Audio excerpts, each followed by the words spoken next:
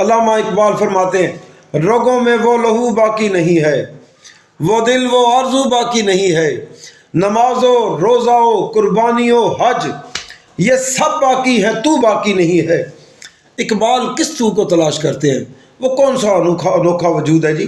وہ کون سا دنیا سے نرالا بندہ ہوگا جس کو اقبال تلاش کر رہے ہیں؟ میں بتاتا ہوں، وہ ایسا شخص ہوگا جی، چاند نظر آئے گا نا رمضان کا، اسے بھی پتہ ہے کہ وجود کی پاکی پانی سے ہوتی ہے، مگر صفائی نصف ایمان ہے، وہ مانی تک نہیں، مانی سے مغز میں اترنے والا ہوگا نا، ایکسٹرا کچھ ہوگا، وہ یہ سوچے گا دماغ میں بیٹھ کر کہ کن لوگوں سے میں ناراض ہوں، آج معاف کر دیا جائے، رمضان شریف آ گیا، کیونکہ صفائی نصف ایمان ہے۔ پھر وہ اپنے من میں اترے گا، یہ پسلیوں کے درمیان ایک دھڑکتا ہوا دل، اس میں اتر جائے گا، اس میں بھی ایک فہرست پڑے گا، وہ لوگ جو اس سے ناراض ہیں، معافی مانگے گا، پھر رمضان کی طرف بڑھے گا۔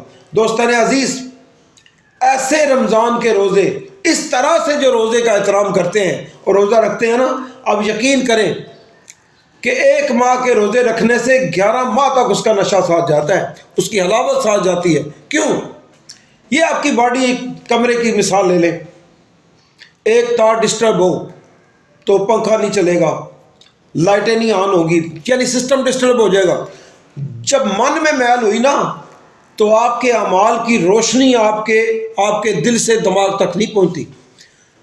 تو جس وقت سب کو معاف کر کے، معافیاں مانگ کے اور گلاب کی طرح ہلکے ہو کے روزے رکھیں گے تو پھر ان کی چاشنی آپ کی قوت سماعت میں رہے گی، قوت گویائی میں رہے گی، قوت بینائی میں رہے گی۔